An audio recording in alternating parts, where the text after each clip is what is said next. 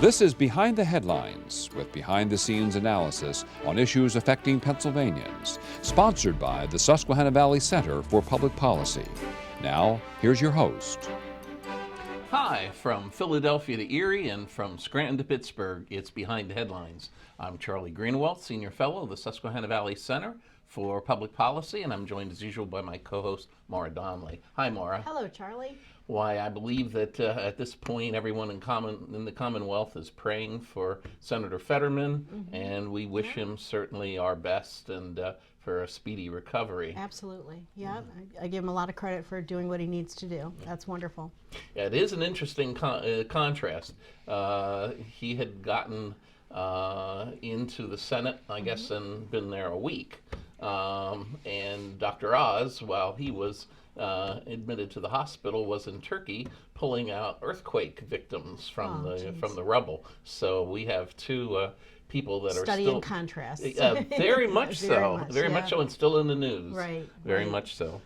So today we're lucky enough to have with us we are. our resident expert about transportation in Pennsylvania. We have Bob Latham with us. Welcome back, Bob.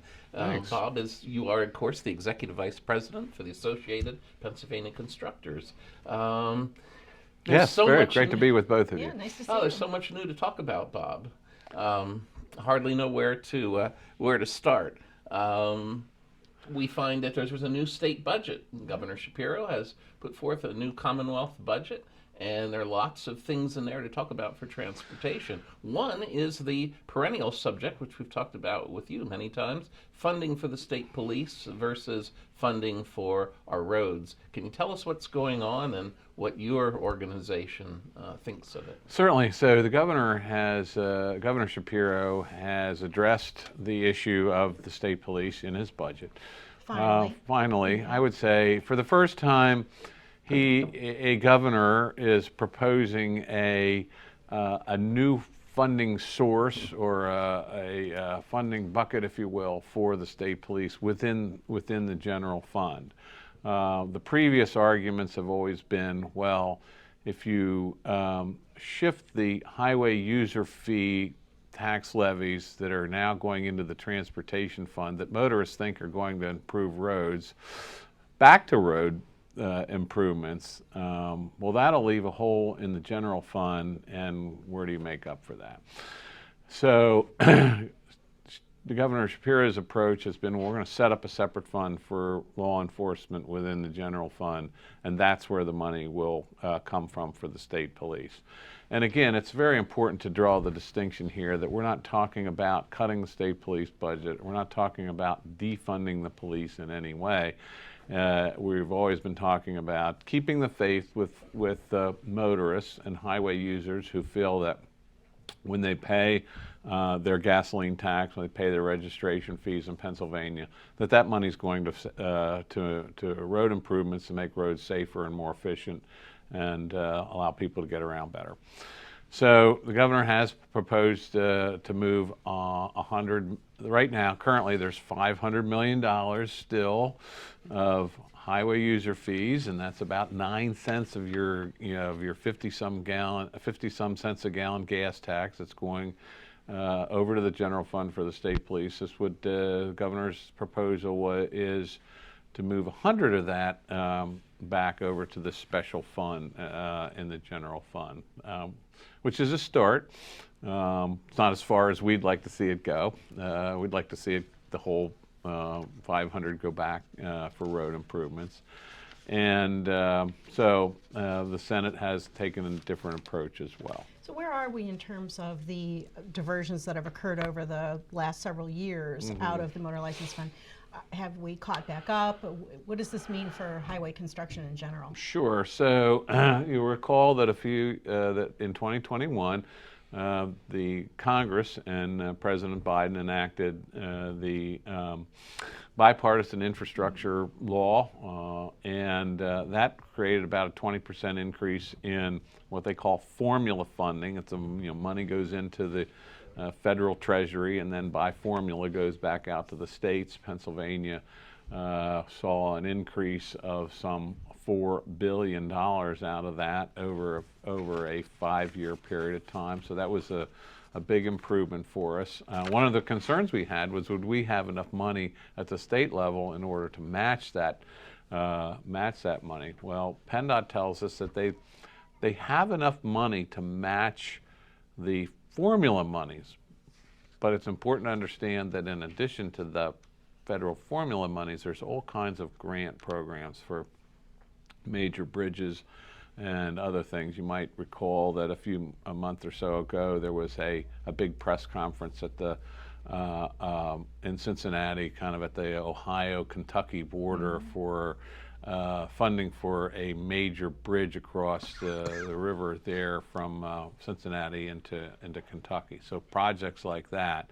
And we have, of course, no shortage of major bridges here in Pennsylvania that need to be funded as well. So to get back to your question, what it means is if we were to able to move some of this, more of this money more rapidly over back into the motor license fund from funding the state police, finding that other source for the state police, that will allow us to match these grant projects. And the more match that you can put up at the state level, the better chance you have of getting those. So I think that we've made an improvement over the last several years, and the fact that the governor has put this in his budget, the Senate has passed legislation already, it's still at the forefront of political discourse.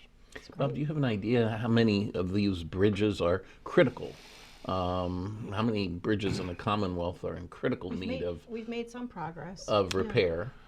Yes, I mean, we've actually cut the number of what we would call bad bridges or deficient bridges in half. Now, understand, it doesn't mean that they're unsafe. It just means that they are going to be in need of repair in some fashion here shortly. So we've reduced that number from 6,000 to 3,000 over the past 10 years or so. So we've cut that in half. We've made a lot of progress with previous funding legislation going back to 2013, actually going back to the Corbett administration. But our geography, our geology, the number of rivers and mountains and so on and so forth, the climate that we have here in Pennsylvania, freeze-thaw, makes us very unique and makes this a struggle for us. So as long as we're talking about funding, what's going on with electric vehicles? They currently don't make any contribution to our roads and fixing our bridges. Is there any movement at all on electric vehicles? Yeah, there's a big discussion about how to go about that, how to apply a sort of a mileage-based fee for electric vehicles. And I know that Senate Transportation Chair Wayne Langerholt had a hearing in Pittsburgh last week on the subject, looking at exactly, what are our options beyond just levying a big registration fee, which has always been the solution that's been proposed is, well, let's just make the registration fee for electric vehicles commensurate with what a gasoline powered car would pay in gas taxes. So that's one approach. Another approach is to try to find some way of measuring the mileage that they use. and that's an interesting debate, and one that I think we're going to see going on here for the next year or so, because our policy here in Pennsylvania has always been what we call a low entry fee to the system. So our registration fees are much lower than other states, but our gas tax is higher. And the theory there is, it doesn't cost much to put your car on the road to drive to church once a week.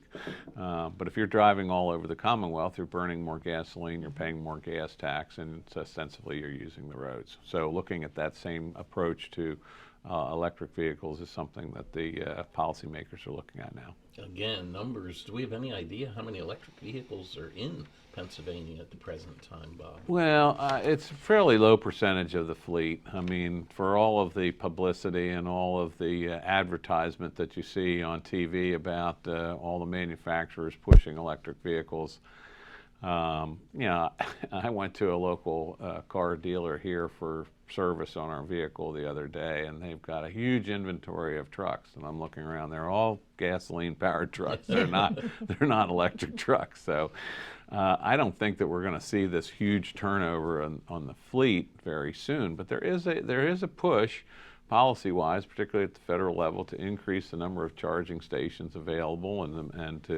that's the definitely manufacturers are investing.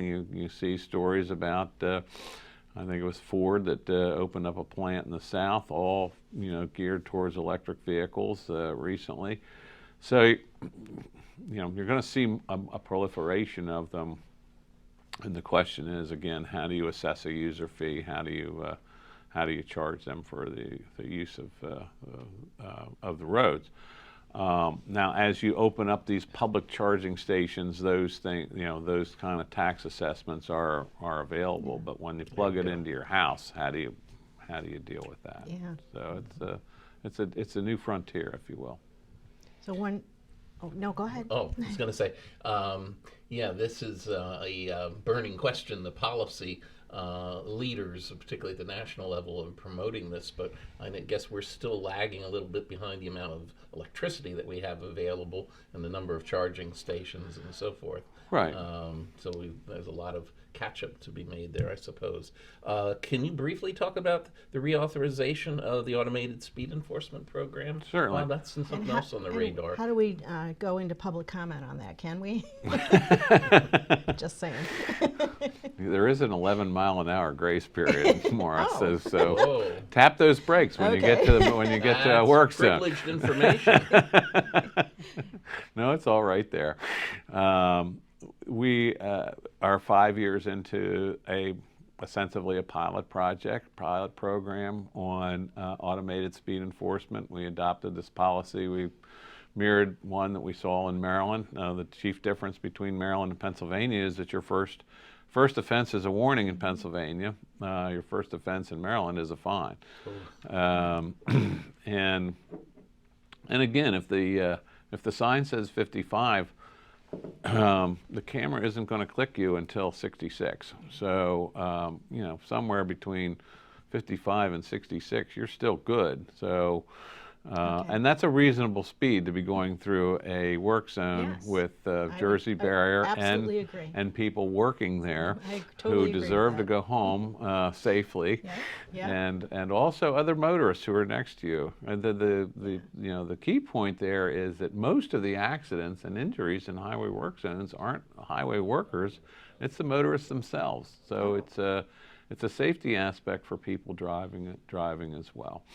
So we want to clean up a couple of things that need to be fixed with it from a technology standpoint. Maybe make sure that the signage is done properly, and also really move to the first offense being a fine. The goal is to have zero fines.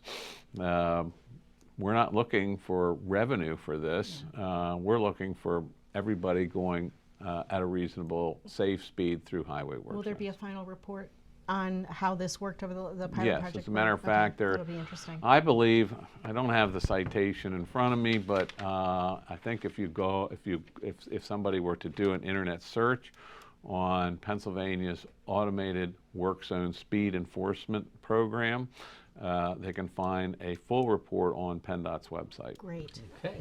Bob, thank you very much for the update to our public, and we ask you to stay tuned for the next segment of Behind the Headlines. We'll be right back. Behind the Headlines is brought to you as a public service by the Pennsylvania State Association of Township Supervisors, the largest, most influential municipal association in the Commonwealth.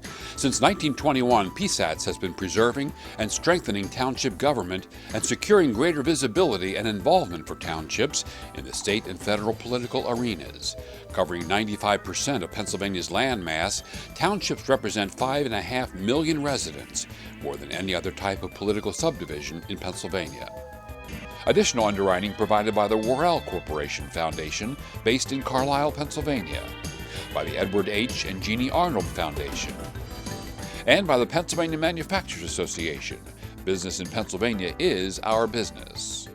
Behind the Headlines is also supported as a public service by the Pennsylvania Highway Information Association, the go-to source to learn about transportation projects and issues. Visit pahighwayinfo.org.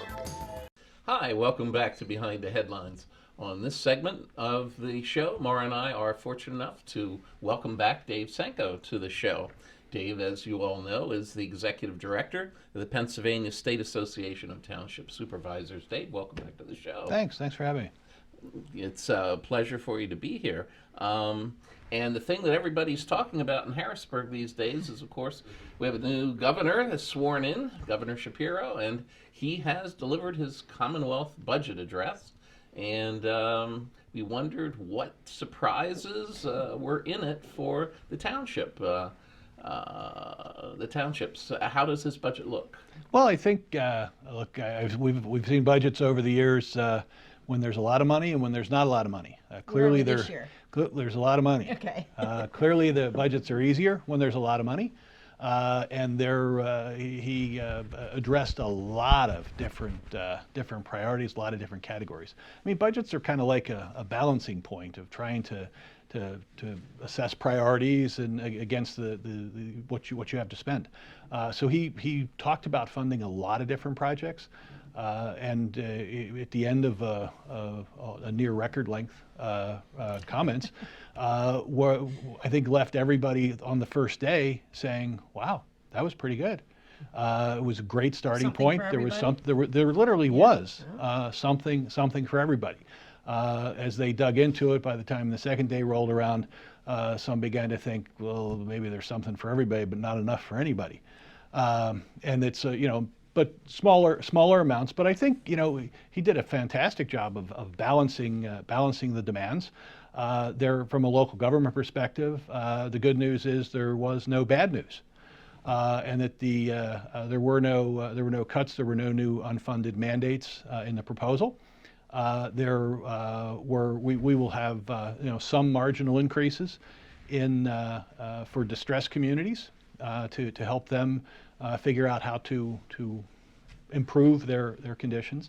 But for the balance of the large chunk of municipalities that are doing their business and running balanced budgets and getting along and satisfying their needs, they're really not impacted, except to the extent that liquid fuels allocations just goes down.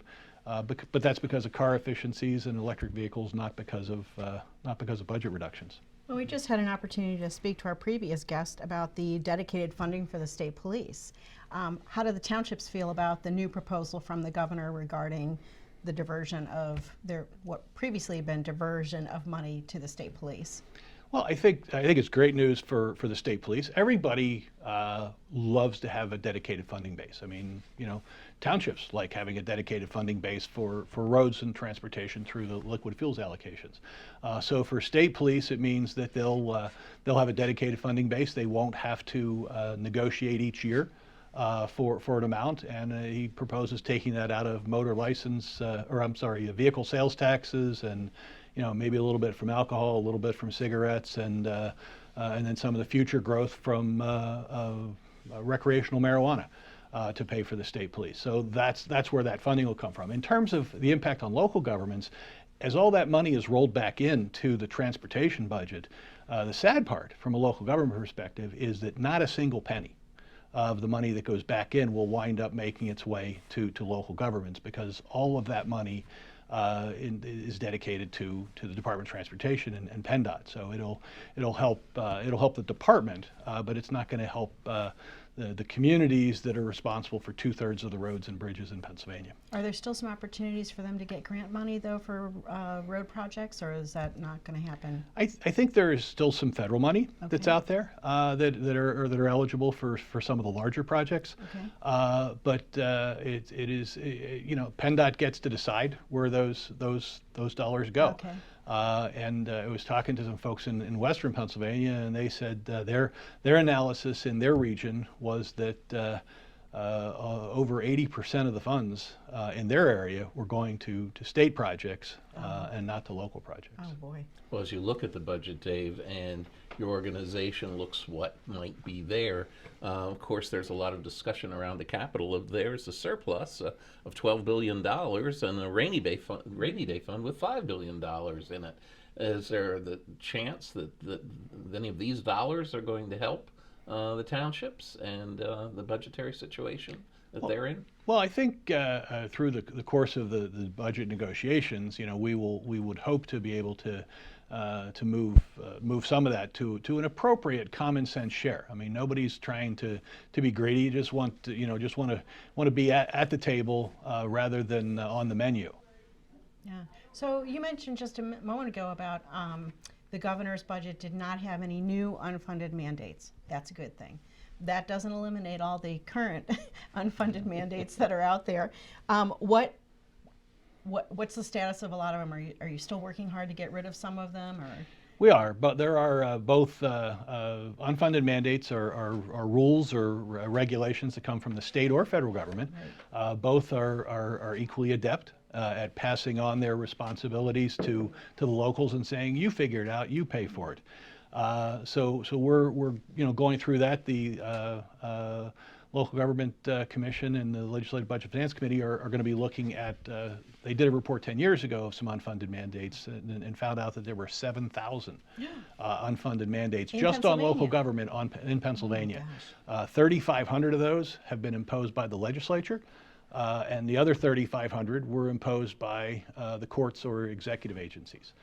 So they're going to go through and look to see some of those hopefully have gone away, but some of them are just kind of hard to explain to people and ridiculous. I mean, federally they a couple years ago said that all the traffic signs had to be replaced all across America because they didn't reflect enough at night. Was that a font issue? There was some kind and there was a font issue, and yeah. It wasn't easy to read, so it cost untold millions of dollars to replace all those things. Now, when you're off mowing along the road, you have to have a separate truck that drives behind you, which is a safety matter. But in small rural areas where you don't have a lot of traffic count, instead of having one person out cutting the grass, now you need two vehicles and two people, and twice as much fuel, and that's just one of the sillier mandates. Wow. Dave, did it surprise you or the association that the new governor actually may have surprised some of us, continued support for what Governor Wolf did with the regional greenhouse gas initiative? Of course, that's in the courts right now, and can an executive order be used in this fashion to substitute for legislation? Did that surprise the townships at all? This continued support for this measure? Townships, I mean, the townships, it's not an issue actually that townships, are affected by on a day-to-day basis, but it will affect citizens, it will affect cost of energy.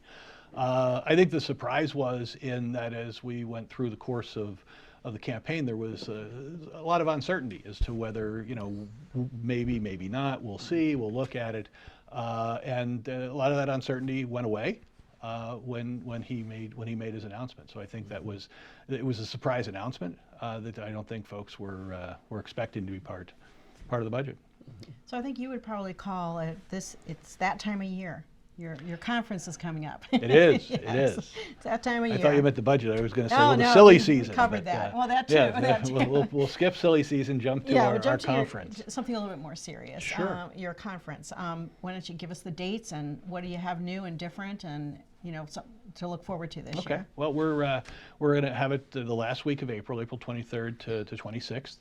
In Hershey, we'll have between 3,000 and 4,000 folks. Will be down there coming in to have a lot of educational opportunities in Hershey. In Hershey, yeah. We'll have over 100 different workshops for folks to go and learn from things from liquid fuels to budgeting to pension investments.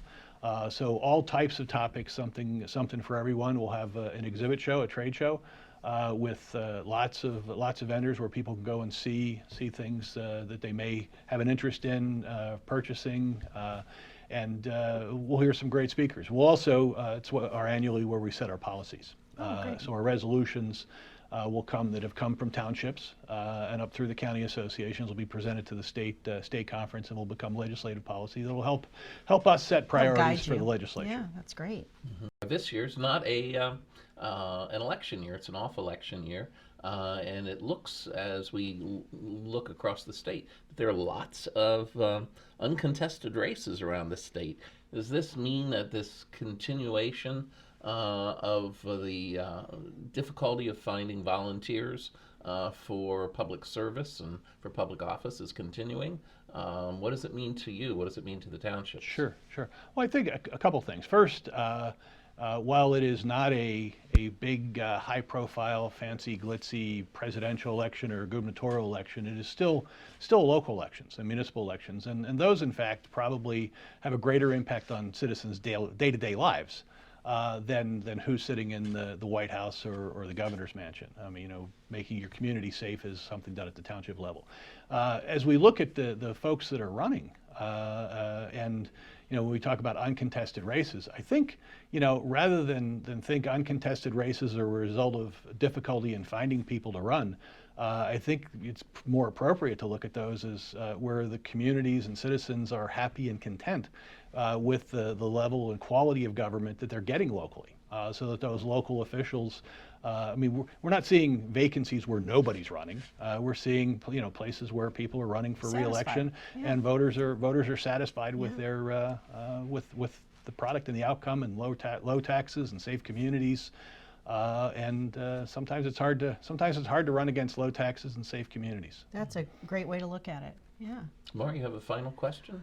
Well, no, I think we have the dates of your upcoming conference, and we know what you're going to be working on in the we'll find out what you're going to be working on in the next year from a policy perspective. So I think we're good. Okay. Well, Dave, we want to thank you again for being with us, and we wish you success with your conference. Okay. Is there one particular speaker or one particular exhibit that stands out among all of them? Well, I think we've done a couple things new this year. One, we've moved the PSAT's general exhibit to the center of the exhibit hall. It'll be much more of a focal point, and we're also going to have a legislative event down there where we've already got 600 people signed up to attend. You handling this for so many years, it's like being a ringmaster for a three-ring circus. There's so much going on. There are a lot of moving parts, a lot of different things. We're anxious to hear from Governor Shapiro, a new governor, and what his views are on partnering with local government. Lieutenant Governor Davis, who will chairs the Local Government Advisory Committee, is going to be speaking there on Tuesday morning, and on a Wednesday, we're super excited to be able to have a cabinet forum with 3 or 4 of the governor's cabinet members who talk mostly about their interactions with local government, transportation, environmental protection, community economic development, as well as emergency management. Okay, well, thank you very much, Dave, and good luck with that. And again, we want to send our prayers to Senator Fetterman. We'll be back next week with a new edition of Behind the Headlines. We'll see you then.